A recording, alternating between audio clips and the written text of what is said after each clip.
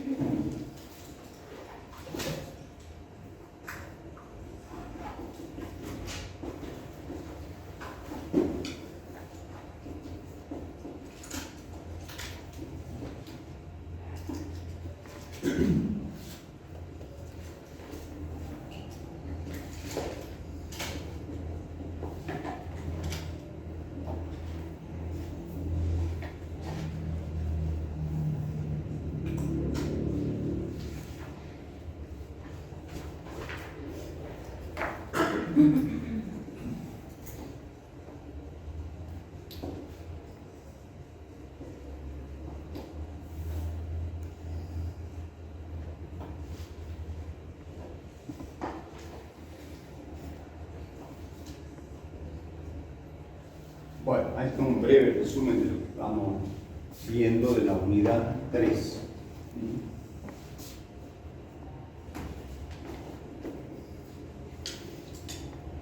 Bueno, en la clase pasada hemos visto la primera etapa, que es la determinación de cuáles son los muros sismo resistentes. Sismo resistentes. Tienen que cumplir ciertas normativas, que lo vamos a repasar algunas cosas.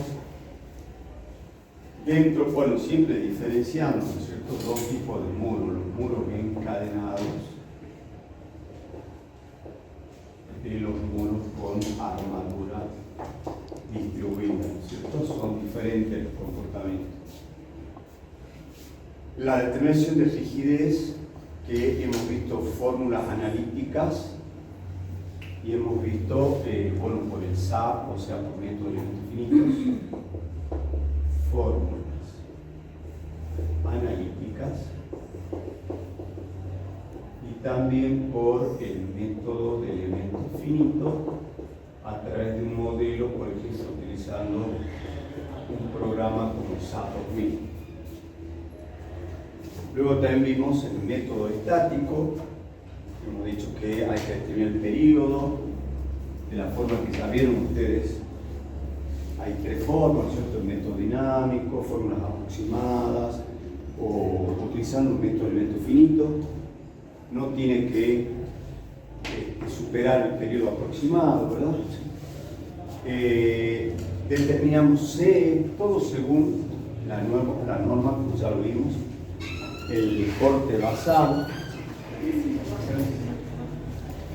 ¿Tienen la lista de asistencia?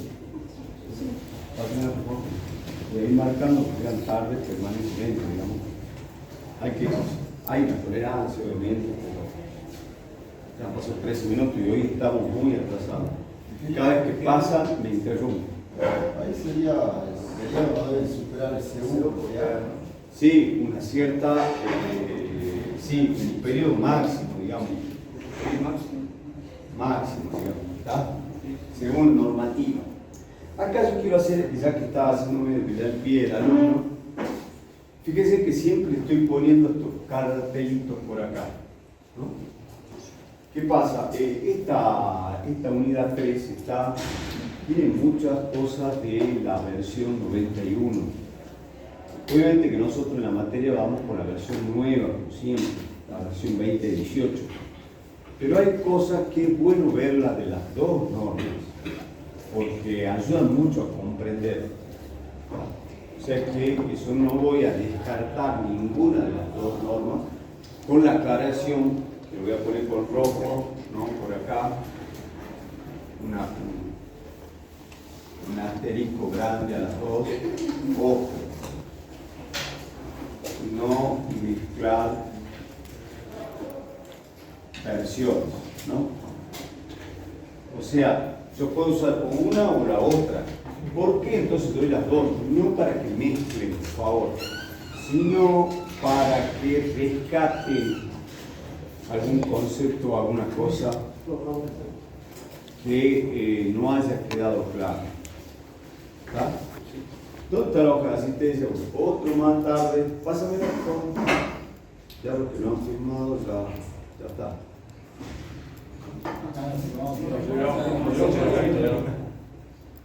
Yo creo que no.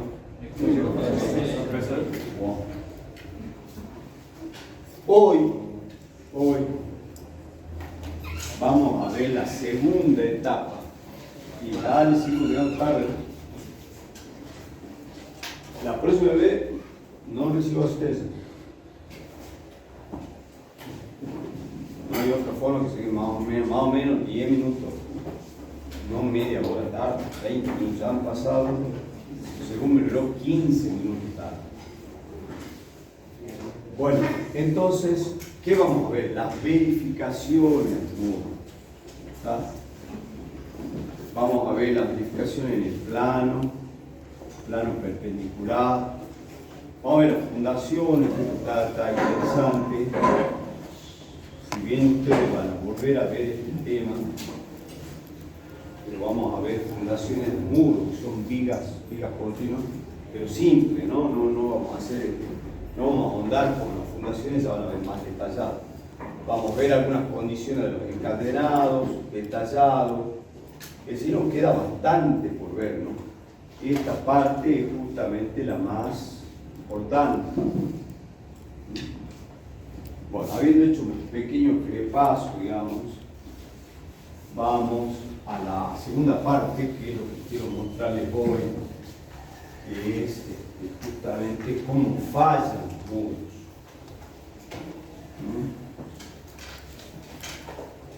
Veamos entonces.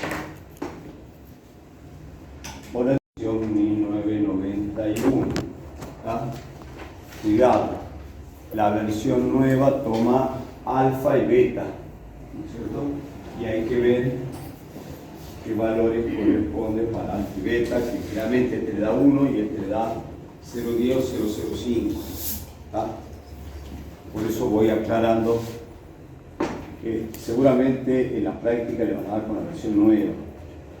Esto es conceptual, ya lo repasamos, no hace falta volver a remarcar. La planilla es la misma. No voy a detenerme sobre el procedimiento simplificado porque no lo aplicamos nosotros, es para viendo un solo nivel nada más. Y sí vamos a lo que me interesa. Vamos a comenzar comportamiento de los muros encadenados. Si ustedes se fijan, las dos gráficas que pongo son muy elocuentes, ¿no es cierto? Agarro una carga lateral y la comienzo a incrementar. Hasta cierto nivel de carga, yo tengo un nivel de tensión de este tipo, y a partir de cierto nivel de carga se produce, ¿no es cierto?, este comportamiento. Es decir, el muro y los encadenados se comportan diferentes. Obviamente son materiales diferentes, ¿cierto? ¿Qué es lo que pasa? Fíjense, hay acá que es la zona de tracción, se despega un poco la mampostería. En tanto que en la zona de compresión hay una zona muy marcada de aplastamiento. Acá están las tensiones principales. Fíjense en la dirección que tienen las tensiones principales, cómo viajan. Siempre cuando uno ve cómo viajan las tensiones, empieza a imaginarse qué es lo que está pasando a ese elemento estructural. ¿Está? Entonces es interesante verlo en imágenes, en colores. Esto está hecho con un software de elementos finitos. Entonces, habiendo visto un poquito más o menos cómo trabaja un muro encadenado, vamos a ver tres, en realidad son cuatro principales modos de falla. El primer modo de falla es por deslizamiento de la junta de mortero, como pueden ver acá, o un deslizamiento generalizado de la junta de mortero. ¿Está bien? Falla por corte. El segundo método o modo de falla, no método sino modo de falla, es por tracción. O sea, esto es así, esto tironea para allá, esto para acá. Entonces hay un fisuramiento del muro generalizado que está controlado por la resistencia al corte del muro, pero en realidad la falla es por tracción del muro. Luego por compresión, acá. También acá, eso lo vimos. Acá hay una falla por compresión.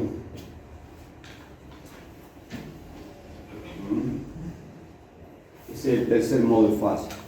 El cuarto modo de falla es ya de los encadenados, ¿cierto?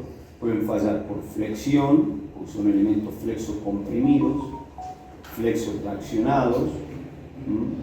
Pueden fallar por concentración de tensiones, como acá, en ese nudo comprimido de la derecha o el nudo comprimido de la izquierda. Bueno, son los modos principales. ¿Por qué vemos los modos de falla? Porque en base a eso aparece lo que se llama un modelo de falla. Quiere decir que los experimentadores, los investigadores han dicho, bueno, acá puede fallar y han determinado una expresión. Antes de ver las expresiones de los modos de falla, les quiero comentar un modelo de biela equivalente que funciona muy bien y que interpreta el comportamiento de la mampostería encadenada, que lo estamos estudiando, que dice así: reemplazar a la mampostería por un sistema de barras articuladas, y en particular a la mampostería por una sola barra. Además está la barra de los encadenados, por supuesto. Entonces reemplazo a la mampostería, que así se modela en SAP. Acá se le pone una articulacióncita en los extremos, porque solo estaría sometida a tracción y compresión, si no me toma todo. ¿Y qué le doy? Le voy a dar a esa biela equivalente un ancho W, acá está, no se ve bien, por eso le amplío, y un espesor igual al del muro sin revoque siempre.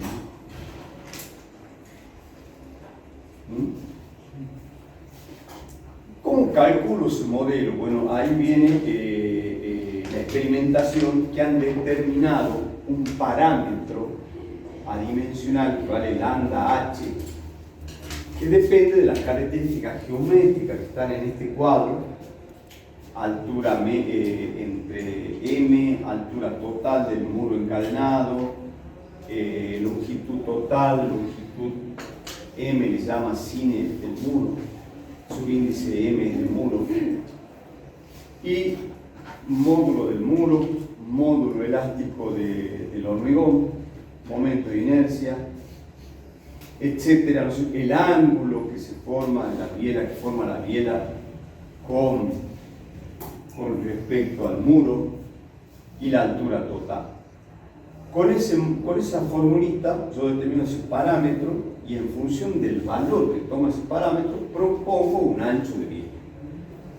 Más allá de la fórmula, tenemos que saber que ese ancho de biela equivalente vale aproximadamente, si a esto le llamo diagonal, W vale aproximadamente 1/10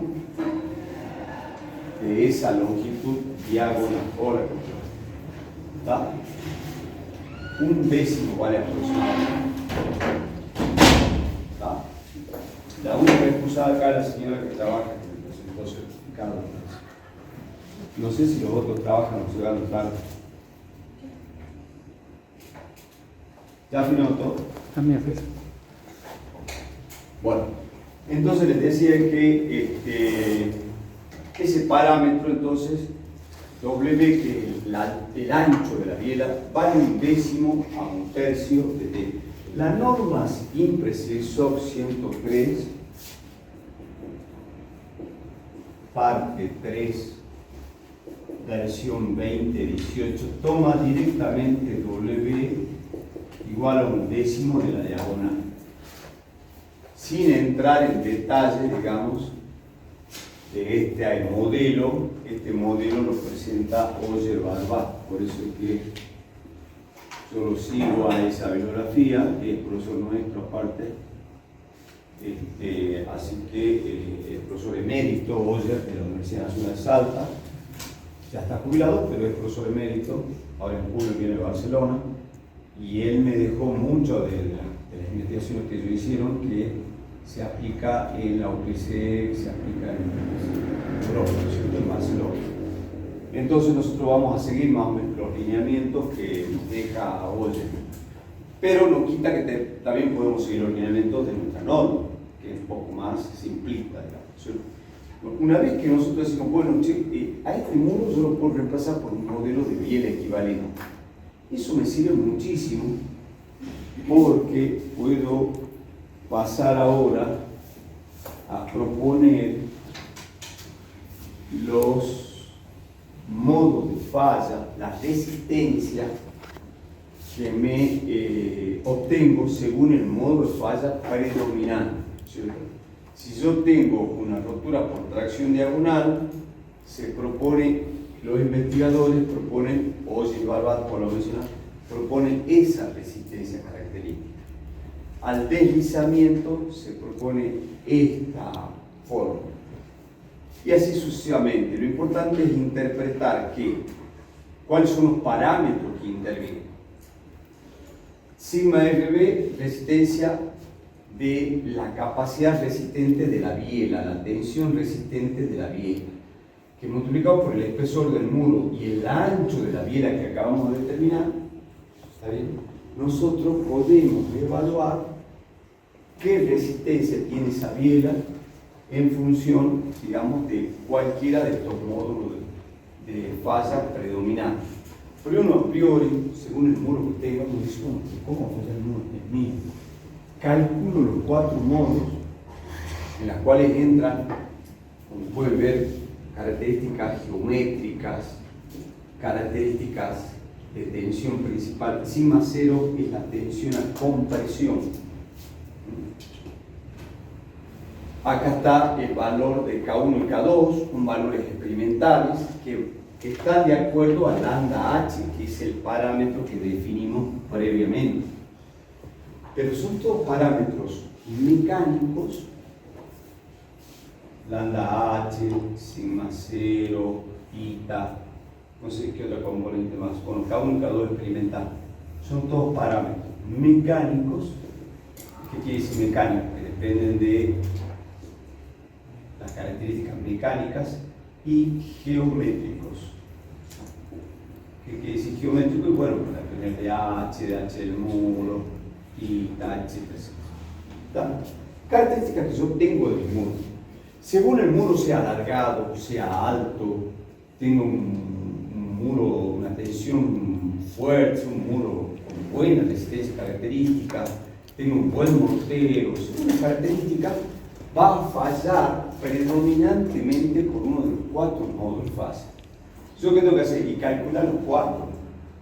y ver el modo de la resistencia menor será la que controla el diseño, ¿cierto? La menor de estas controla el diseño, ¿verdad? Sí. Esta es una forma, y de ahí verificar la biela con esa tensión. Es decir, dimensionar.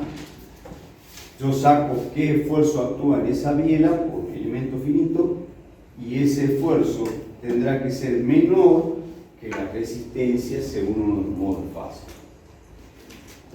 Esa es una metodología, como vamos a ver, que luego la norma presenta otra fórmula, pero está basada en esta metodología básicamente. Ahí voy. Hay un procedimiento aproximado, como siempre, en lugar de recurrir a todos los modelos detallados de rotura. La norma presenta un procedimiento aproximado, ¿cierto? Que en función del esfuerzo de corte por panel, que esto lo determino por el método estático,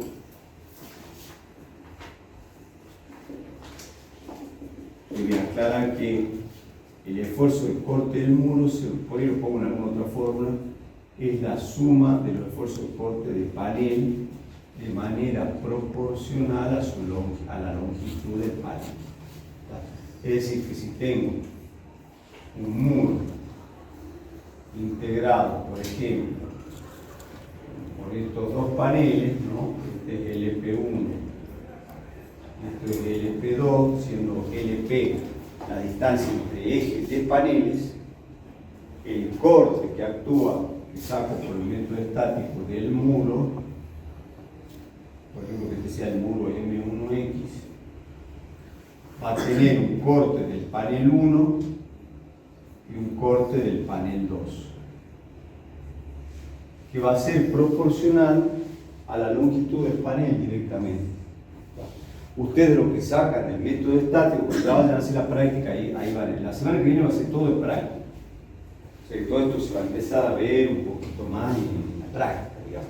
Pues los recursantes ya saben más o menos, ya están orientados, pero los iniciantes van a decir, dame como que muchas fórmulas, deben decir, y no entiendo mucho, pero tranquilo, o sea, cuando vayan ya a la mecánica de cálculo, ya van a ir viendo, ya van a ir aplicando la fórmula. Bueno, entonces, una metodología aproximada para verificar paneles es, para verificar muros encadenados,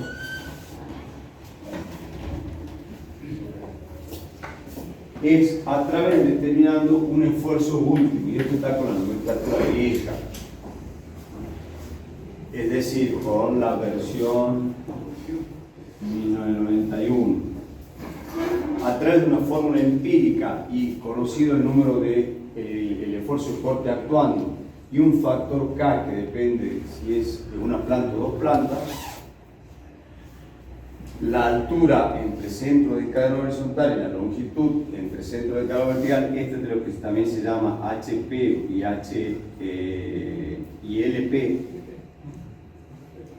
Como siempre, la nomenclatura es variada acá, ¿no? Está la nomenclatura de la bibliografía de Roberto Caro, la bibliografía de Oser, la bibliografía de la norma, o sea, la nomenclatura, traten de acostumbrarse que varía. Entonces, determinamos un esfuerzo último y vamos a ver cómo verificamos las vigas y lo encadenado por un procedimiento aproximado. Las vigas directamente, el esfuerzo de corte determinado, lo igualamos al esfuerzo actuante en ese muro y despejamos, ¿no es cierto?, la armadura longitudinal de vigas encadenadas. ¿De qué manera? Directamente. El esfuerzo último sobre la tensión de fluencia, en el caso de la armadura horizontal, y en el caso de la armadura vertical, el corte debido a la tensión de fluencia. La reglamentación, eso va a ver bien detallado en práctica, y ojo con la versión, vuelvo a hacer acá aclaración, es, ya que está acá el profesor, hay que tener cuidado de que ambas versiones, en general, nosotros vamos a trabajar en las prácticas solo con una, la versión 2018, pero hay cosas que no están mencionadas en la versión 2018 y que me parecen interesantes mencionarlas. Yo voy a ir aclarando, lo digo más por ese que ya lo dije a ustedes. Por eso es que a veces presento cosas de la versión anterior.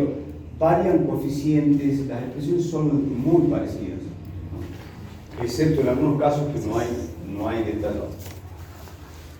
Bueno, determinando entonces las armaduras por este procedimiento, repasemos entonces, por un procedimiento simplificado, determinado un esfuerzo último actuante, y verificamos las vigas y las columnas de encadenado. Determinamos las armaduras horizontales y las armaduras verticales. Verificamos, según la zona sísmica, armaduras mínimas y cuantías mínimas. Cada normativa tiene su reglamentación. Y luego pasamos a lo que se denomina detallado. Es decir, hay que acá en estructuras sismo-resistentes, bueno, en toda estructura sismo-resistente, pero en particular en mampostería, como es un todo lo que actúa, hay que tener mucho cuidado con el detallado, ¿no es cierto? Hay que verificarlo específicamente, ¿sabes? Longitudes mínimas de doblado, longitudes mínimas en el caso de anclaje, en el caso que haya un anclaje de tipo L, longitud mínima de proyección vertical, longitud mínima de proyección horizontal, en caso de U, longitud mínima de proyección en U. Es decir, en la práctica van a ver con detalle, esto que se está mostrando en pantalla corresponde a la versión 91. ¿Está bien? También voy a mostrar de la versión 2018. Detallando las fundaciones, normalmente esto se debe cruzar para un lado y para el otro, y aparte se hace una parrilla, que es donde se ancla esa armadura. ¿Está? Se puede usar como fundación un muro subclopio, sí. Yo no lo recomiendo. O sea, esa ¿por qué se sigue mostrando en los dibujos, tanto la versión vieja como la nueva, el hormigón ciclópeo, es decir, formado por piedras, bolas de cierto diámetro y hormigón? Porque es una usanza común, porque hay casas viejas que tienen ese tipo de fundaciones, entonces se las admite. Sin embargo, ya lo que se ha reemplazado este tipo de fundaciones por, ¿no es cierto?, una viga corrida, ¿tá? Que normalmente es una viga, puede tener esta forma o puede ser directamente rectangular, ¿tá? Entonces eso ha cambiado, ya vamos a ver bien fundaciones más en detalle, pero en general ya no se usa el hormigón ciclópeo. Sin embargo, van a ver ustedes en algunos gráficos todavía fundación de muros ciclópeos. Bueno, zonas críticas. ¿Qué son las zonas críticas? Son las zonas en las cuales vamos a hacer un estribaje detallado, un estribaje doble, que tiene como máximo 10 centímetros, similar al hormigón armado, las estructuras de hormigón armado convencionales, pórticos convencionales, y no más de el parámetro, digamos, A sobre 2 es la altura. Zonas normales, también 20 centímetros, separaciones máximas de encadenados, de estribado. Todo esto lo van a ver en detalle, así que no me voy a detener. Sí, remarcar que habíamos visto en los modos de falla, que uno de los modos por compresión en el muro hay que evitarlo siempre, y acá se ve la necesidad de la zona crítica de lograr un estribado mucho más denso en una zona aproximadamente de 60 centímetros, ¿tá? 60 a 80 centímetros, poner un estribado de 10 centímetros como mínimo, ¿tá? o lo que dé el cálculo, por supuesto, ¿no? Y en la zona ya normal se pasa un estimado a 20 centímetros y con los anclajes y las separaciones que corresponden. Armadura mínima, fíjense, para estribos esto ya ha cambiado, 4,2, pero ya no viene la armadura, porque ya no se la consigue, simplemente por eso, ya no la venden. La armadura mínima es 6 milímetros. ¿Tá? Pero fíjense que cuando estamos hablando de mampostería sismo-resistente, fíjense para viga de encadenado 4 filos, 8. O sea, estamos hablando de armaduras muy pequeñas. Cuando la estructura es con un sistema aporticado, estamos hablando de armaduras mínimas del 20, de diámetros mínimos del 16, del 20, del 25. O sea que cuando trabajamos con sistemas constructivos de mampostería sismo-resistente, la cantidad de acero que se usa es muchísimo menos. Se usa armadura del 10, del 12 como máximo. En realidad, la armadura mínima es 4 del 8, según la versión 91. Esto sí, de la versión 2018, que está mucho más detallado, las dimensiones que deben tener los encadenados para que logren su cometido, ¿no? Y acá viene, no sé si se acuerdan, la primera clase que vimos, yo les dije que cómo hacer para un edificio viejo, confinarlo, ¿se acuerdan que hablamos? Y se puede hacer un encadenado exterior, ¿no es cierto?, sin necesidad de romper todo el muro, cumpliendo con estas medidas mínimas, que hay que sacarlas acá, está todo parametrizado a la nueva norma, sin y cuando tenga un muro de 20, como mínimo. Gracias a Dios las casas antiguas la mayoría tienen 20 y más, 20 o 30. Entonces con 15 centímetros de encadenado y 5 tratando de no aparecer del otro lado, yo logro confinar ese muro, ¿tá? Sin necesidad que ocupe todo el muro porque está allá. Se podría también decir, bueno, no, yo voy a romper un poquito, pero ya cuando empezás a romper del lado de adentro, destrozas todo, ya te conviene hacer una estructura independiente. Bueno, vigas de encadenado y columnas. Acá está lo que les decía del panel, los parámetros. Me adelanté yo, pero acá está mucho mejor el dibujito, ¿no es cierto? Vamos a llamar H del panel, la distancia entre ejes de encadenado vertical, y L del panel, la distancia entre ejes de encadenado vertical. ¿Tá? Se deben cumplir ciertas condiciones. ¿Por qué hacemos paneles? Porque a lo mejor este muro no cumple la dimensión mínima del muro, ya lo van a ver ustedes en clase práctica. Entonces yo necesito subdividirlo en 2 paneles, para que cada panel sí me cumpla la condición de área y dimensión mínima del panel. ¿Tá? Además de esa área mínima que tiene que tener, o en este caso máxima, perdón, por panel, si yo tengo un muro en zona 3, que es, por ejemplo, para dar un ejemplo muy simple, de, qué sé yo, de afuera a afuera, longitud del muro, con 5 metros, y tiene 3 metros de ancho, o pongamos 6 metros, estamos en 18 metros cuadrados, pongamos un poquito más, 7 metros, ya estoy en una área máxima de 21 metros cuadrados de pared. Entonces, no cumplo con la condición de dimensión máxima de 20.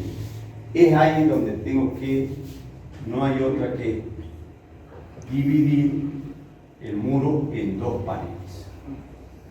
¿Tá? Y allí cada pared sí me cumple la dimensión del área máxima. ¿Tá? ¿De dónde viene esto de dividir? Bueno, porque ya se han hecho experimentaciones y se ha determinado que para áreas mayores de 20, para zona sísmica y 3, se producen fallas prematuras del muro. Por eso es que tenemos que dividir. Luego de dividirlo, tenemos que cumplir ciertas condiciones geométricas. Los muros, los paneles, ya hablando de paneles, no pueden tener una longitud mayor de 2 veces la altura. O sea, no pueden ser muy alargados, más del doble de su altura. Tampoco pueden ser, esto es para evitar que tengamos este tipo de panel. Tampoco pueden ser paneles muy altos y delgados, porque también falla por paneo. ¿Está bien? ¿Dónde colocar esas vigas de encadenado? Bueno, en cada encuentro de muros, sí o sí al exterior. Eso lo van a ir viendo en la práctica. Todo está detallado, ¿no? ¿Qué pasa cuando tengo aberturas? Cuando tengo aberturas en el muro, están permitidas las aberturas, obviamente, pero están limitadas a un 10% del área del panel. Son ventanitas chiquititas. Lo que pasa es que, ¿qué pasa si no cumplo esta condición? Es imposible. El arquitecto no quiere hacer ventanitas de 1 por 1, de 80 por 80. ¿Cómo hago para reflejar? No pasa nada. Si no cumplo con eso, lo que tengo que hacer es poner columna de encadenado acá y columna de encadenado acá. Y este sí es un muro y este otro muro. Y este no lo considero como un muro cortante. Eso es todo. No es que no se puedan hacer aberturas grandes en una tipología de esto, sino simplemente que no me van a aportar ni rigidez ni corte para el cálculo. Eso es todo. Entonces yo directamente no considero esta parte central y tengo 2 muritos a los costados. Eso se ve, acá creo que lo tengo graficado, si no se cumple esas condiciones. No está graficado, pero es muy simple. Entonces, no es que, no me sirve la casa si no me cumple esa condición, tengo que hacer otro diseño. No, simplemente ese muro lo vas a tener que dividir en 2 muros más chicos y obviar la parte vidriada. ¿Qué pasa, por ejemplo, en esos proyectos? Por ejemplo, este proyecto, ese muro que está todo vidriado, no lo podríamos considerar. Yo pondría un encadenado en el borde y a partir de ahí todo esto hasta acá es muro resistente. La puerta tampoco, porque no va a cumplir ese panel donde está la puerta, que es un 10% del muro. Con mirarlo nomás vos te das cuenta, un 10% es una ventanita muy chiquita. Entonces, no significa que no pueda tener muros. Yo pongo encadenado donde tengo el muro, aparte me va a servir para la puerta el encadenado. Y todo lo demás sí me sirve, lo que no tenga abertura. Ahora, si me cumple la condición, bárbaro.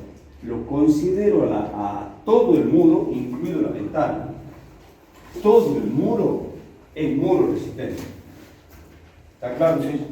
Si es que cumple, si yo chequeo todas estas 4 condiciones, entonces este sí es un muro, un panel sismo resistente.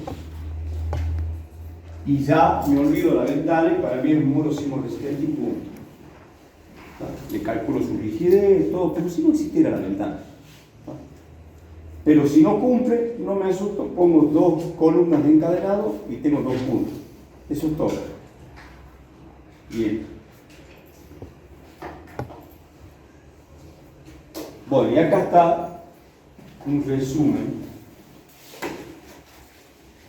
de cuáles son las verificaciones que tenemos que hacer en definitiva en el trabajo práctico.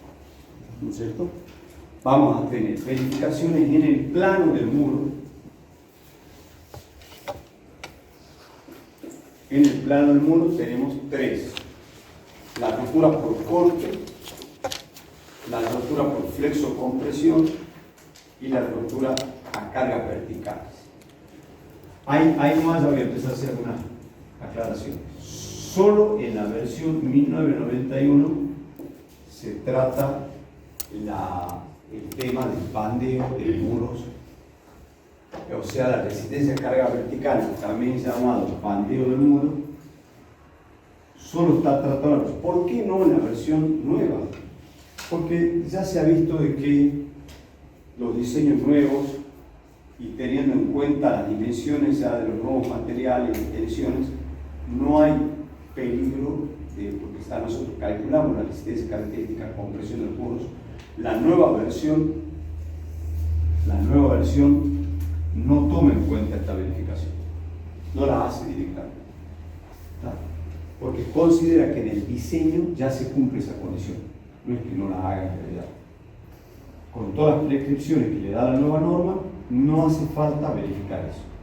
También en el caso de muros, porque acá acuérdense que se vamos a ir aclarando, estas verificaciones dependen si es encadenado o si es con armadura distribuida.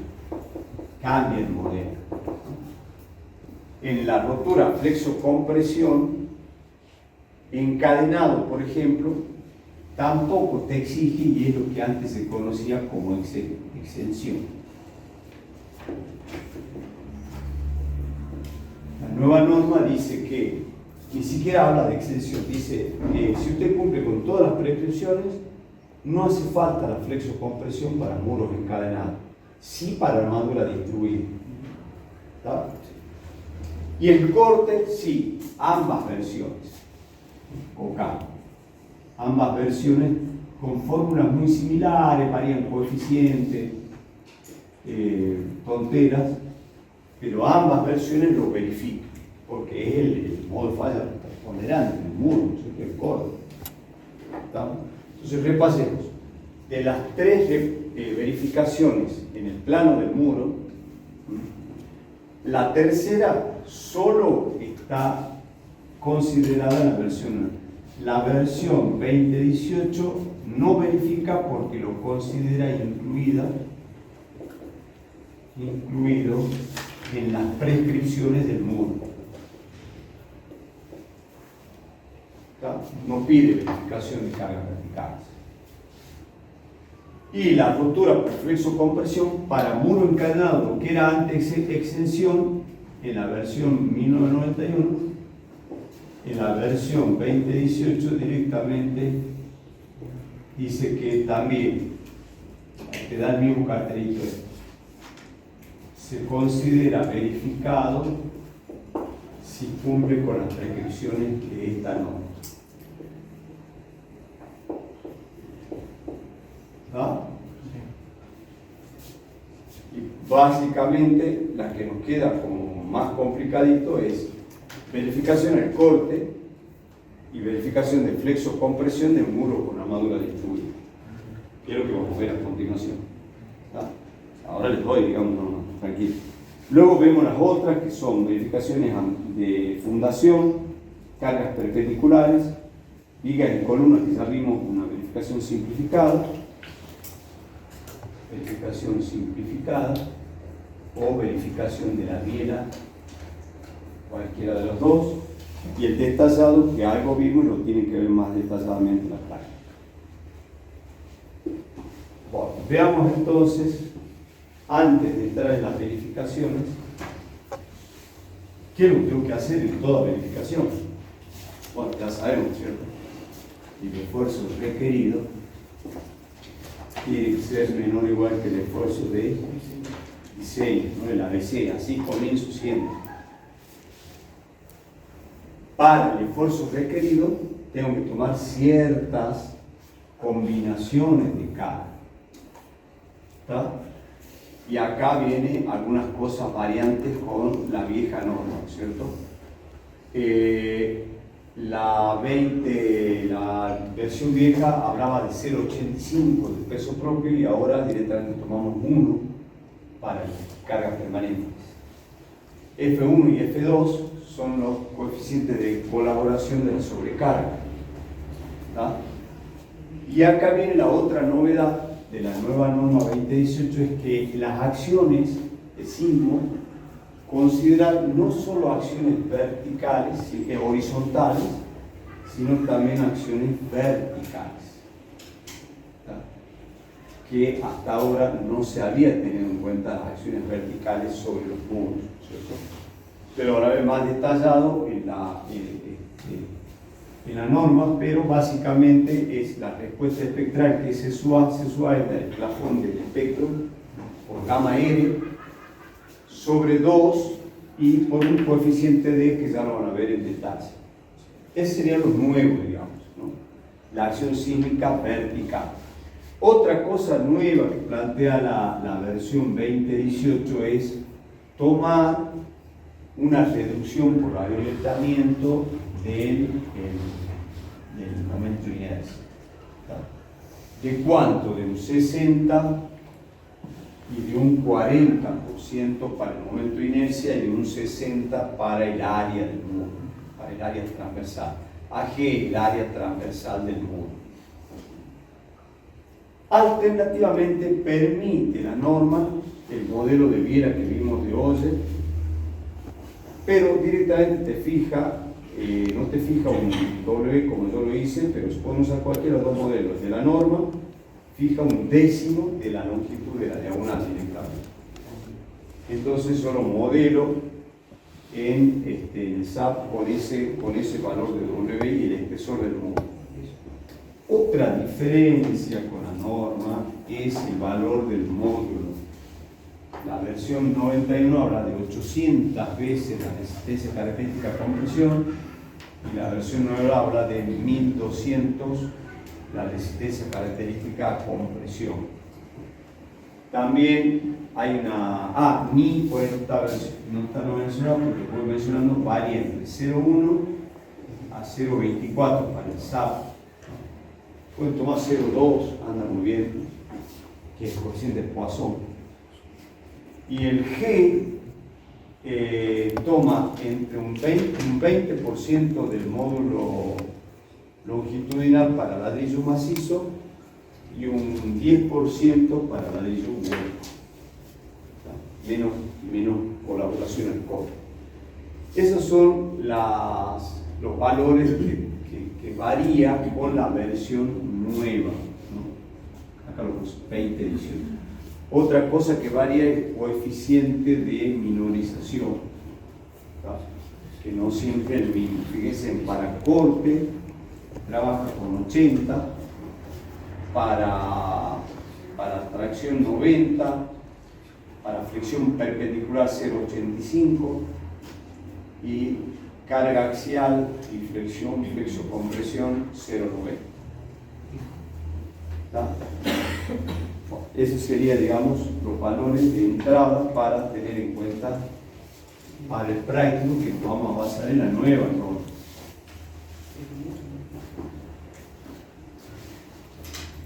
La verificación que decíamos que aplica para ambas reglamentaciones es la de corte, ¿no? El corte último o el corte requerido, menor que el corte de diseño. El corte requerido lo tengo como suma de... lo que verifico en general es paneles, no verifico al muro completo, lo verifico al panel. Por eso es que yo necesito saber cuál es el corte en cada panel que vamos a proporcionar a la longitud. El corte del panel tendrá que ser menor o igual que el corte de diseño del panel. ¿Cuánto vale el corte de diseño del panel? Bueno, es una fórmula que tiene en cuenta el corte que aporte la mampostería. Antes aparecía con factor K1, ahora ya lo dieron igual a 1 en la nueva norma, más un K2, o sea, un coeficiente de fricción por la normal, que es la tensión del peso propio actuando en la combinación menor, y ahora hablan de un 40%, antes se utilizaba 0,30 coeficiente de fricción. Es decir que el modelo de falla de corte dice que vale el aporte de corte del muro más un aporte por deslizamiento que es igual a un mu por la normal, esfuerzo de rozamiento entre muro y hormigón. ¿Está bien? En ningún caso, como siempre cuando se verifica el corte, siempre hay un límite, ¿no es cierto?, para esta fórmula, que en este caso está dado por 2 veces la resistencia al corte del muro, especificada del muro. Para determinar F0 solo tengo en cuenta la combinación más desfavorable, que es actuando solo carga permanente, y según la versión que tomemos, la 2013, la 2018, cualquiera de las dos válidas para la 2018 es 0,9 o 1 de la carga permanente. Los valores para la versión 1991, acá hago la aclaración, esos valores eran 0,6 acá de la resistencia característica del corte y esto era 0,3. Simplemente para mencionar, por si hay chicos que han recursado y el año pasado usábamos la versión vieja. Entonces, por iba a decir, ¿cómo? Pues usaba esta expresión. No ha cambiado para nada, lo que ha cambiado algunos valores experimentales nada más. ¿Está? Eso es para muros encadenados. Para muros con armadura distribuida, el corte está provisto por 3 factores: el corte del muro, el corte debido al efecto dovela de las armaduras verticales, que cuando yo produzco este corte tratan de cortar la armadura vertical, y el corte debido a la armadura horizontal, que en definitiva te va a tomar mayor cantidad de corte. Para efecto de simplificar, la norma solo toma la contribución de las armaduras horizontales, ¿no? Recuerden que un muro con armadura distribuida tiene armaduras verticales y tiene armaduras horizontales, ¿tá? Entonces solo vamos a hacer la contribución de la armadura horizontal del muro al corte, ¿tá? Que es paralela al esfuerzo que estoy verificando, despreciando el efecto dovela de esta armadura que trata de cortarse y despreciando el propio efecto de corte del muro. Si por ahí ustedes me dicen, bueno, yo quisiera no despreciar porque estoy medio comprometido, no hay problema, y la versión 1992 trae la expresión, o en cualquier libro encuentra la expresión más grande que tiene en cuenta cada una de las contribuciones, ¿tá? De la armadura vertical, esta es la armadura vertical del muro, y el efecto de corte del muro propiamente dicho. Si van a utilizar la aproximada, que es esta, además deberán tener una armadura mínima y máxima vertical. Acá están dadas las dos expresiones que debe cumplir la armadura vertical, que generalmente sí cumple porque no toma la armadura estándar para la armadura distribuida. Bueno, ese es que nunca se deberá superar 3 veces la resistencia al corte del muro. ¿Qué pasa si supera esa resistencia al corte? Es decir, si yo calculo esto, me da más grande que, o sea, no se cumple la desigualdad. ¿Qué hago? No verifica el muro. ¿Eso quiere decir?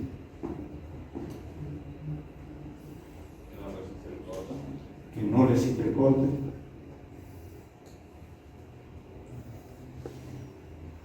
Que no verifica el muro. Vamos. Lo único que quiere decir es de que la norma te dice, che, cuando vos calculas una resistencia y te da muy elevada a un límite que yo te pongo, simplemente toma el límite que te estoy dando para verificar. Eso es todo. Efectivamente, a veces en los prácticos, en los parciales, se da que esta expresión supera esta y los chicos dicen, no verifica el muro al corte. Al revés, si tenés un muro con una gran resistencia al corte, ¿cómo no va a verificar? Simplemente para verificar, tomás, eso quiere decir, tomar la menor. ¿Está? Tomar la menor de las dos. Es decir, que si te pasas con tu muro, tiene mucha resistencia, tiene un muro bárbaro, lleno de armadura, bueno, no te hagas loco, toma la resistencia máxima 3 veces la resistencia de corte del muro, como parámetro. Y verifica tu muro al corte con 3 FB' ágil. No quiere decir que no verifique el muro. Por el contrario, seguro que te va a verificar. Seguro. ¿Por qué la normativa impone esa condición? No, bueno, son valores de investigación donde dice que el corte de cualquier muro no puede superar 3 veces la resistencia característica al corte del muro completo, sacado del laboratorio. Es un límite. Es como más o menos, ustedes verificaron el corte de piezas de hormigón armado, te da un corte máximo. Si vos te pasas, tomás ese como corte, ¿sabes? Por más que la distribución de estribos que hayas hecho y todo eso. O sea, es un límite a no tomar una resistencia mayor de una resistencia límite. Nada más, no quiere decir que no verifique ni nada. Bueno, para el corte para muros con armadura distribuida es lo que llamamos una verificación procedimiento general. Es decir, este procedimiento general es muy parecido al procedimiento que hacían ustedes en hormigón armado 1, de una pieza de un solo material de hormigón, de dos materiales, hormigón y acero. ¿Se acuerdan que se llamaban estas hipótesis de formación máxima del hormigón a compresión? Proponían, en lugar de un diagrama de este tipo, un diagrama simplificado rectangular, y hacían un equilibrio de fuerzas horizontales y una compatibilidad de formaciones entre el hormigón comprimido y la armadura traccionada. Bueno, esto es muy similar. La verificación para armadura distribuida es muy similar a eso, con la diferencia que yo acá tengo mampostería y armadura. Entonces, bajo estas hipótesis, es decir, son válidas las condiciones de compatibilidad de deformación y de equilibrio, deformación máxima de la mampostería del 0.35% o 0.25% si es hueco, o 3,5 por mil, como quieren llamar. ¿Cuánto es el hormigón? 3 por mil. Bueno, acá en mampostería es 3,5 por mil para ladrillo macizo. Estamos en ese orden.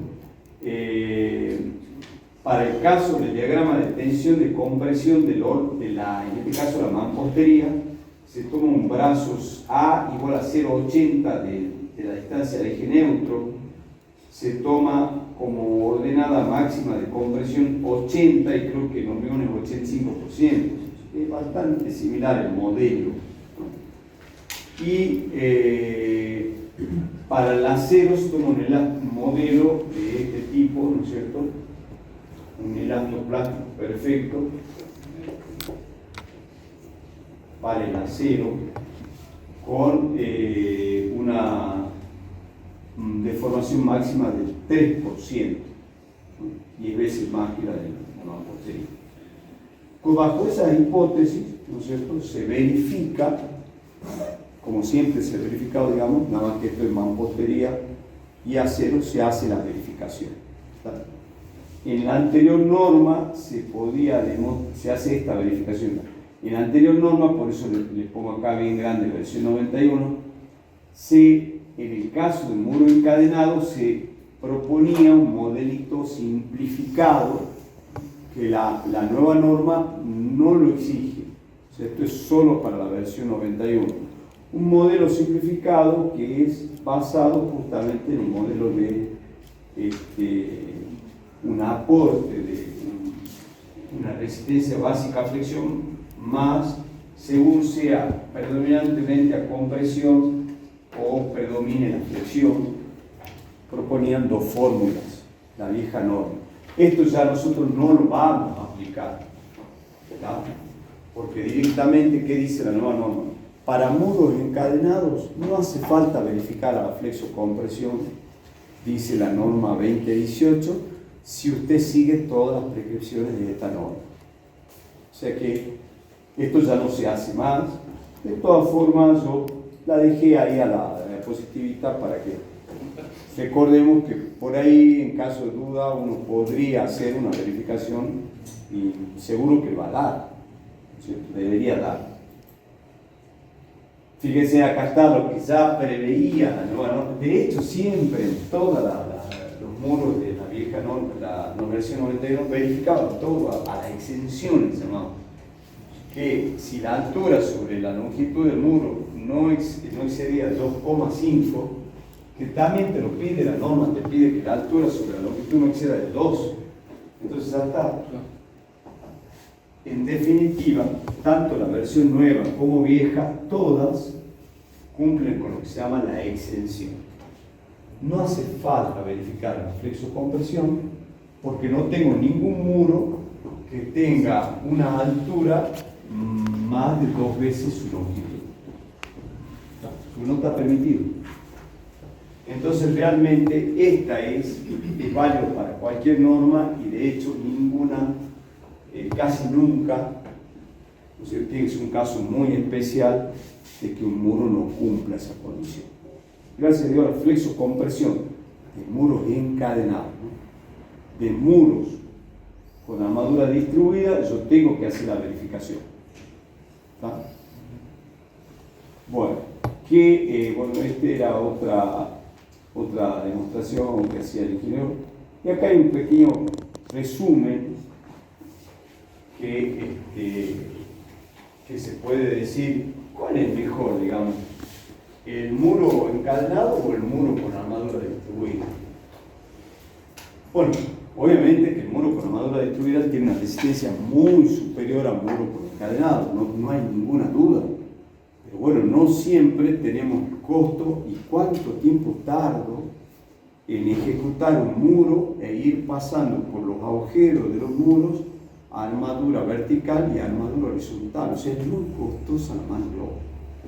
Y el tiempo que lleva, yo le diría que es casi imposible en cualquier lugar del mundo. Hoy ya lo que priorizamos es el tiempo de ejecución de la obra. Entonces, esta mampostería con armadura distribuida, por ese tema, prácticamente yo no lo he visto en ningún lugar del mundo. No se usa. Sí el muro encadenado, que anda muy bien, que es fácil de ejecutar. ¿Está bien? De todas formas, algunas consideraciones: tendría su ventaja el muro con armadura distribuida, se disipa mejor la capacidad de energía, tiene un mejor comportamiento, puede servir, ¿sabe cuándo? En edificios históricos. Por ahí uno puede hacer a ambos costados, como dijimos el otro día, el muro que no nos sirve, a ambos costados hacer un recrecimiento con una malla y un hormigón proyectado. ¿Y qué hacemos? Un tabique de hormigón armado, o podemos hacer, para mantener más o menos la metodología, un muro con armadura distribuida. Si quisiéramos por algún requerimiento arquitectónico, bueno, hagamos este tipo de muros por ese requerimiento. Pero es antieconómico y totalmente difícil de ejecutar por el tiempo que lleva. ¿Está bien? Bueno, ahí está, ¿no? Esto se hace cuando realmente tengamos edificios muy comprometidos y que realmente nos pidan esos requisitos de que sea de mampostería, porque no tenemos otra que aspirar a este tipo de tipología. Bueno, cargas verticales no se solicita en la versión nueva. ¿Está bien? Porque ya en la versión vieja se notaba que le afectaban con coeficientes que son desproporcionados. Aparte del coeficiente de seguridad acá y acá, le aumentaban otro más. Y aún así verificaba perfectamente. O sea que el efecto de pandeo en muros es muy difícil que se dé porque en general se tratan de elementos placa que por las características del diseño no pandean. Sin embargo, la vieja norma, la versión 91, exigía una verificación al pandeo que está acá a través de este parámetro que tiene en cuenta, fíjense, parámetros geométricos.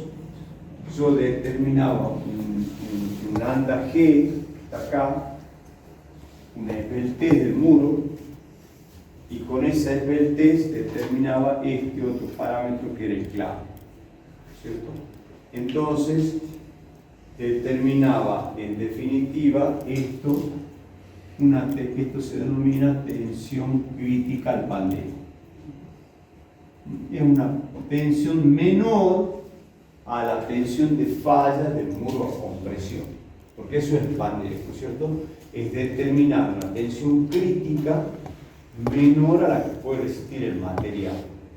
En general, muy castigado acá, se lo verificaban los muros. La nueva versión dice, señores, dejemos de macanear con esto, ya fue. Cargas verticales no hace falta verificar en muros, muros sin molestia, siempre y cuando cumplamos todas las condiciones geométricas de la norma.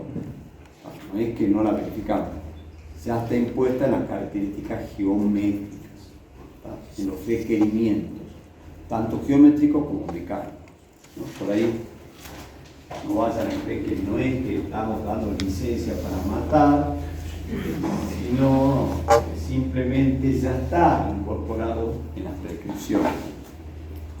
Bueno, ¿qué más? Fundación. Esto está lindo. Tenemos dos tipos de verificaciones. A cargas verticales en condición de servicio, es decir, cuando actúan, ¿cuáles son las cargas de servicio? Normalmente son la descarga de losa,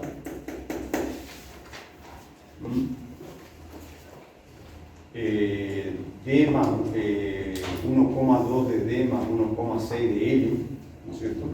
Con la combinación normal, ¿cierto? De la norma, más el peso del muro, más el peso de la fundación, y vamos a hacer una hipótesis en carga de servicio que esta distribución es uniforme. ¿Está bien?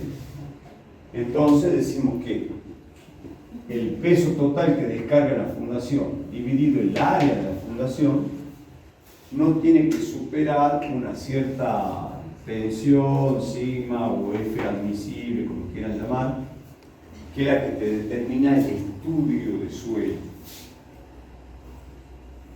Estudio de suelo o el estudio geotécnico, como quieran llamar, les da a determinar. Cuidado que cuando uno pide un estudio de suelo, y como estamos en zona sísmica, siempre tiene que pedir, dame la resistencia a cargas de servicio y dame la resistencia a cargas dinámicas. Porque cuando ya ahora ya dan bien, pero antes algunos se hacían los pícaros y daban la resistencia a cargas de servicio con algún modelo, Coulomb, que sea algún modelo de falla del suelo, y la esta no la daban. Cuando vos se la pedían, multiplicaban por un valor dado, por 2, por 3, por el valor que ellos se les ocurría, y decían, si ya te la paso, la resistencia última es 1,2 kilos por centímetro cuadrado, por ejemplo esta, bueno, la otra es 2,4 kilos por centímetro cuadrado. Te inventaban, por 2 te lo multiplicaban, no hacían un estudio como corresponde, ¿cierto? Hay que hacer algún ensayo para tener una idea, o proponer un modelo, una fórmula para cargas dinámicas, que es cómo se va a comportar el suelo cuando tenemos un sismo. Es diferente, la resistencia última es mayor obviamente que la de servicio, pero no es el doble como muchos creen.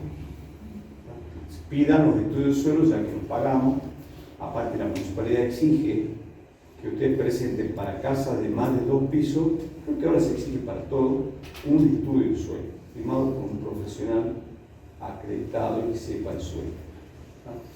Entonces, para carga de servicio tenemos una tensión del suelo a carga de servicio. Cuando actúan las cargas laterales, sismo, se produce, ¿no es cierto?, un estado tensional. Teóricamente, ¿no es cierto?, no debería haber tracción acá. Vamos a suponer que esto es, digamos, un estado.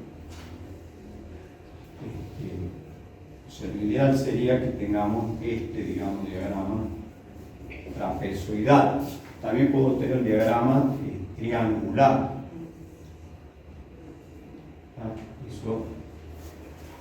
Ese sería el límite. Como también puede ser que solo una parte, un cuarto de la base, trabaje a compresión, según la hipótesis que usted haga. Pero supongamos una hipótesis trapezoidal. Entonces la máxima tensión va a ser el esfuerzo normal sobre el área más el momento dividido el módulo resistente de esa fundación. Fíjense que el bloque de fundación, yo lo hago normalmente, puede ser más grande que el muro, no necesariamente exactamente bajo el muro, si me lo permiten, obviamente los vecinos, dependiendo. Y con las características geométricas saco la tensión última actual. Esa tensión última máxima, de las dos, entonces tendremos una máxima, tendrá que ser menor o igual que la tensión límite del suelo, según un modelo de trapezoidal, triangular o concentrado. Bueno, la verificación a cargas perpendiculares también se exige tanto para muros portantes, y esto es lo último, digamos, se exige para muros portantes como para muros no portantes. ¿No? ¿Por qué para muros no portantes si no transmiten carga teóricamente? Sí transmiten carga que es la de su propio peso. Un muro, un tabique divisorio entre dos ambientes, un tabique desplacado, es un tabique típico no portante, te divide, te sirve de separación de algo, no está recibiendo carga del techo, pero sí recibe la carga de su propio peso. Y cuando venga un sismo, por su propio peso puede fallar a cargas perpendiculares. Por eso que esta verificación se aplica tanto a muros resistentes como a muros no resistentes. ¿Está? Las acciones que vamos a tener en cuenta provienen solo de su propio peso. Pero ya vamos a ver que esas acciones en altura se amplifican. La vieja norma era más clara, pero ahora es lo mismo también. Ahora hablan de un coeficiente CPK, que es un coeficiente de la componente. Esto es algo que planteó la norma, la versión 2013. Aparte uno se va a tener que bajar 3 normas, tener a mano, digamos. La 2018, la 2013 parte 1, la 2018 parte 3, y por ahí, para alguna consulta, hago la 1991 parte 3. Son las 3 normas, digamos, que tienen que consultar. La norma 2018 dice calcule la acción a cargas perpendiculares como lo hace la versión 2013 parte 1. Es decir, como una componente. Entonces, ¿cuánto vale la acción de una componente? Vale un coeficiente de componente por su peso propio. Y acá sí le agrega algo interesante, que eso no se tiene en cuenta: peso propio más los objetos fijados. Y por ejemplo, en el caso de un hospital, ustedes vieron que los muros de hospitales atrás, los muros internos, qué sé yo, tiene una serie de equipamientos adheridos ya a las placas, ¿sabes? A veces pueden ser livianos, pero a veces pueden ser más pesados, ¿no es cierto?, para estudios más complejos. Entonces, habrá que tener en cuenta el peso de esos equipamientos para incorporarlo dentro de la acción sísmica perpendicular. Cosa que es lógico, porque si yo estoy, imagínense, en una sala de operación y estoy operando, viene un terremoto, lo menos que espero que se le caiga al pobre enfermo, ¿no es cierto?, el aparato, la iluminación o el equipo de, digamos, de RCP, o sea, todo el equipo que está tratando de salvar lo va a matar al pobre, ¿no es cierto? Entonces, suena medio ilógico, ¿no es cierto? Entonces, ustedes dicen, no, pero esto está bien porque está bien soldado la pared. Sí, pero la pared puede ceder. Entonces, vos tenés que verificar el elemento estructural, el componente, ahora con la nueva nomenclatura, para que sea de cualquier material, pero que ese componente no falle durante un sismo. Que eso, si no sé si todas las salas de operaciones altas están intervenidas con esta norma. O sea, realmente es importante, ¿no? Cuidado, porque antes, bueno, fijaban algún muro que tenían los equipamientos y chao, creían que con eso andaba bien, pero no es así, porque el muro que están fijando no es sismo resistente, están fritos. Bueno, entonces incorporamos todos los pesos de esos objetos fijados, en aire acondicionado también, por ejemplo. ¿Y cuánto vale el coeficiente sísmico?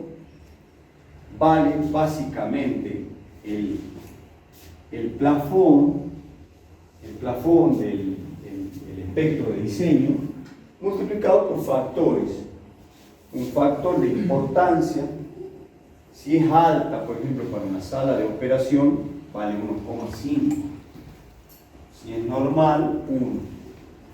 Por un parámetro, bueno, sea el parámetro de un coeficiente de amplificación dinámica, y eso es lo que yo ya le muestro en la diapositiva, según el nivel donde yo sea, si vea, ustedes van a ver, ¿no es cierto?, que la amplificación va creciendo. Puede llegar a 3,5 veces la amplificación del sismo acá de la base. Entonces, esa amplificación yo la tengo que tener en cuenta. Y también hay un factor de modificación de la respuesta, que también es un factor dinámico, que ambos, la nueva norma ya lo da en una tabla, que es la que presento a continuación, ¿cierto? Bueno, ahí está, donde vale, ve lo que yo le decía, según 1, 2,5, 2, y el de RP puede valer 1,5, 2, 3, etcétera, etcétera, ¿no? Y modificación de la respuesta. Si hay dos o tres componentes que concurren, que están vinculadas de alguna manera, la norma es que tome el RP mínimo y el máximo AP, o sea, la máxima amplificación y la mínima modificación de respuesta. Eso en caso de que se encuentren dos o tres componentes. Y también te acota ese coeficiente entre este valor y este valor.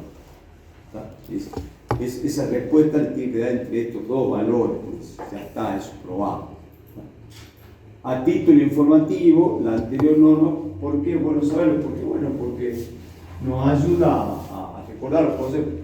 Te daba el plafón, eso es SUA 3,5, por EQ es el peso, el mismo, no hablaba de componentes adheridos, siempre decía el peso del muro. Y C, bueno, una respuesta espectral, el coeficiente sísmico básico. Perdón, C el coeficiente sísmico básico, que era la respuesta del espectro. 3,5 sería lo que ahora le llamamos el AP. El AP y el RP. La amplificación dinámica. Para dos, se tomaba un factor de amplificación de 2 para casas de un nivel. En definitiva, es la misma fórmula, nada más que ha cambiado, se ha adornado un poquito, pero es un coeficiente, ahora le llaman C sub PK, por el peso de la componente. Eso es todo. Bueno, tengo que verificar la flexión, y esto sí no depende de la norma. ¿Cómo funciona un muro a flexión? Bueno, se han hecho ensayos, que muestran la siguiente diapositiva. Ahí está. Se han hecho ensayos a flexión a cargas perpendiculares. ¿Vale?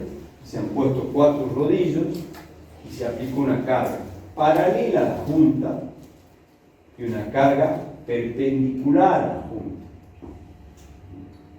¿Usted qué cree cuál es que va a fallar más fácilmente? ¿El modelo este ensayo o este ensayo? Tomamos las mismas características geométricas y el mismo muro, digamos, hacemos 2 muros iguales, pero uno lo cargamos con una carga paralela a la junta principal. Esta se denomina junta principal, ¿sí? Porque recorre de lado a lado el muro. Y acá con una carga perpendicular a la junta principal. ¿Cuál cree que falla? Además está ahí puesto cuál es el valor, ¿sí? ¿El A o el B? ¿Cuál es el que falla? El A, ¿no es cierto? Sí. Bueno, matemáticamente porque tiene la menor resistencia, ¿no es cierto? 3 frente al otro que anda en el orden de 9, resiste 3 veces más. ¿Y por qué? Y es medio lógico, ¿no? Porque esto se va a flexionar así, ¿verdad? ¿Y qué va a pasar con esta juntita? Se van a abrir las juntas longitudinales, va a fallar fácilmente, ¿no? En cambio acá, y no porque tengo ladrillo junta, entonces el ladrillo aporta mucha mayor resistencia, 3 veces más el otro, ¿verdad? Entonces, pero hay 2 coeficientes que controlan el problema, que son las llamadas anisotropías del muro, que es la anisotropía de rigidez, que le llaman PHI, alguna investigación que se han hecho en Córdoba, todavía se sigue aplicando, y yo les dejo ahí las tablitas. Podemos usar las mismas de Córdoba, no hay problema, aunque ahora creo que trabajan con otras investigaciones. Estuve viendo también los de Mendoza, de Cuyo, trabajan con investigaciones que ellos han hecho, está bien, ¿cierto? Que un ingeniero ha hecho ahí en Córdoba, en Michelin, no sé cómo se llama. No hay problema, cualquiera de las investigaciones son buenas, siempre y cuando utilicemos esa nomenclatura y esa resistencia para todos. Entonces necesitamos saber cuál es la ortotropía de resistencia que anda en el orden de 3 para el trabajo que hizo de Canini. ¿Está bien? En las jornadas de ingeniería estructural está eso. Y un coeficiente de ortotropía de rigidez que anda en el orden de 1,6. Con eso entramos a tablas, según las características de contorno de la placa, del muro, y sacamos unos coeficientes que me sirven para determinar por un lado la resistencia y por el otro lado cuál va a ser el esfuerzo último que va a actuar. Bueno, acá hay algunas recomendaciones. Bueno, y esta es la verificación según la versión 91. Bueno, no importa la versión, la verificación es la misma. El esfuerzo último de flexión no debe superar la resistencia de 3 kilos por centímetro para un muro de ladrillo macizo. Y este era lo que yo le decía, el coeficiente que me daba de Canini, que es parecido al de cuando vieron losa, el coeficiente ese que tienen que calcular por línea de influencia, no sé cómo era la metodología de eso, que les daba para línea de fractura, perdón. Bueno, acá no, hay unos estudios que he hecho de Canini y determinamos un coeficiente MI para determinar la carga última según las condiciones de contorno y las relaciones de anisotropía alfa y psi. Bueno, ahí están las tablas, yo le digo los trabajos que he hecho de Canini y determina, siempre se puede interpolar o tomar directamente el valor más desfavorable. Ahí está el método de por línea de fractura. Bueno, algunas recomendaciones finales ya cerrando el tema. Independientemente de la normativa, digamos, hay conceptos que tienen que quedar claros, ¿cierto? ¿Cuáles son esos conceptos, cierto? Si elegimos la tipología encadenada, que es la más adecuada, todos los muros perimetrales deben ser encadenados, todos los sistemas horizontales deben ser diafragmas rígidos,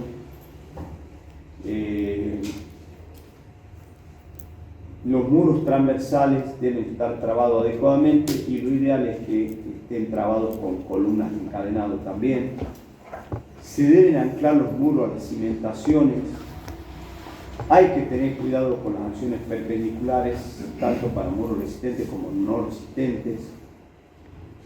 En caso que las aberturas superen el 10% del tamaño del panel, se deberá enmarcar las aberturas.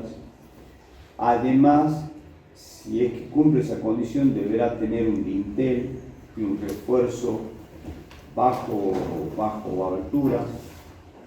Se deben plantear resistencias, bueno, eso ya lo sabemos, como cualquier sistema se verifica en dos direcciones perpendiculares, eso ya lo saben. Tiene que haber una densidad mínima por cada una de las direcciones. Hay que evitar las torsiones, ya lo sabemos, se plantear la distribución de los muros resistentes lo más simétrico posible.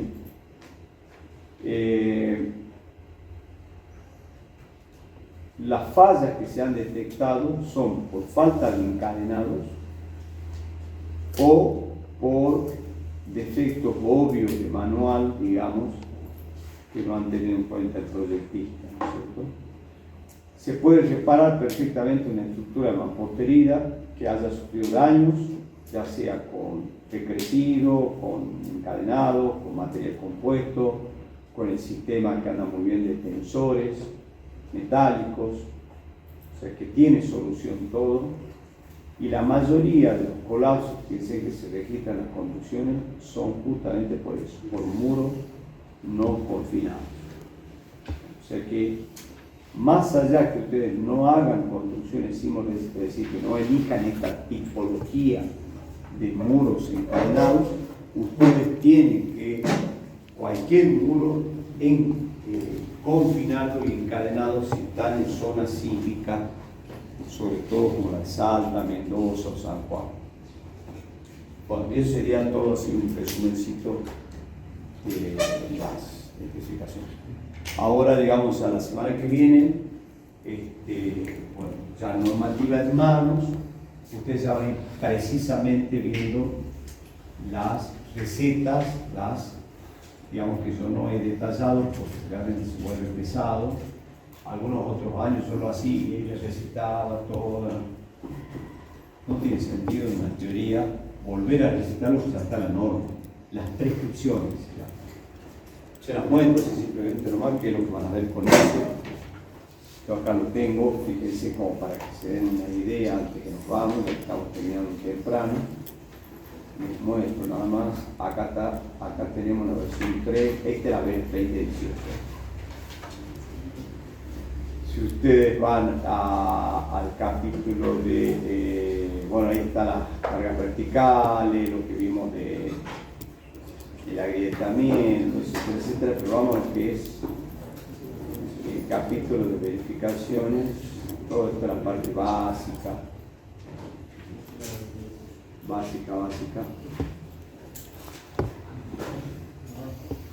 Acá está, capítulo 4. Muros encadenados simples. ¿Está? Entonces ahí comienzan a ver. Estas son las prescripciones que yo hago. Longitudes mínimas. Esto es lo que yo decía, que medidas mínimas y máximas. Dimensiones de panel para que tengamos que poner más columnas y más vigas. El esfuerzo de corte.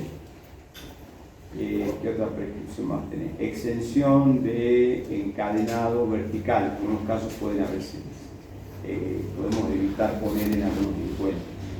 Las aberturas, acá está, menor del 10% y las dimensiones máximas.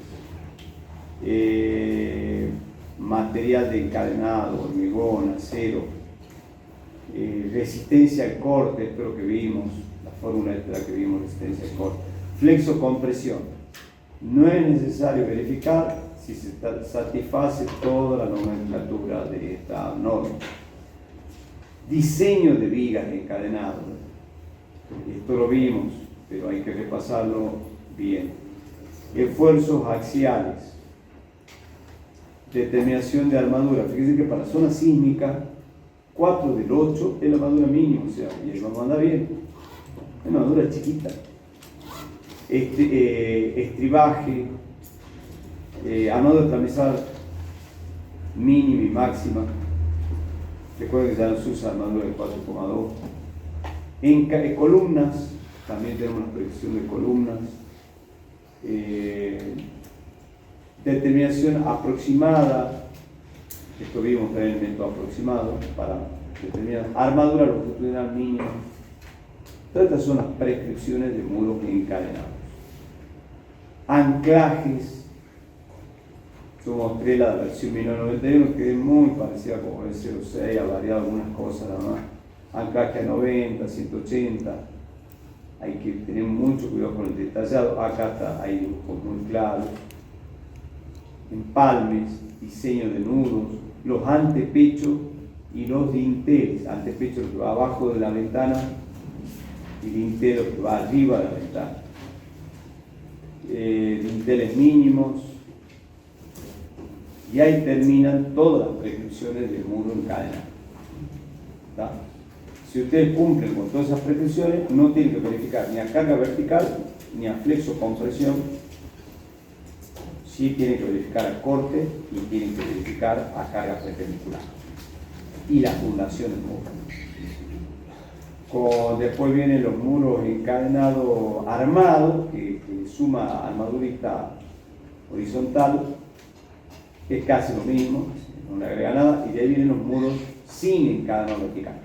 Eso no lo recomiendo yo, pero la norma lo permite hasta cierto nivel. Unas casitas muy simples de un nivel permite sin encadenado vertical.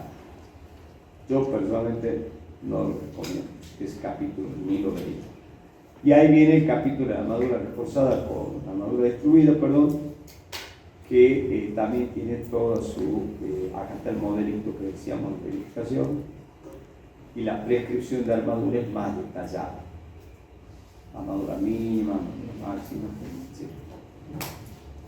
Por último, el 8 es cargas perpendiculares, que varía la nomenclatura simplemente, pero el C sub PK es casi el mismo que se actuaba. Ahí está, aplica una fórmula más simplificada para verificarlo directamente con el espesor. Pueden aplicarla esa o hacer la otra forma por ancho del muro. Bueno, nada, estos son detalles de colado, y ahí terminan. Hay una norma muy linda que yo decía, la 501, pero es más para muros no sismoresistentes, sin sismo. Por eso no la vemos esa norma, pero está muy bueno la ejecución. O sea, esta norma dice que se tiene que cumplir todo lo de la otra. Pero claro, yo no puedo dar las dos normas, nos concentremos en la parte sísmica nosotros.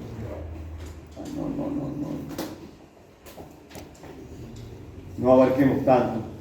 Y bueno, eso sería todo. Acá.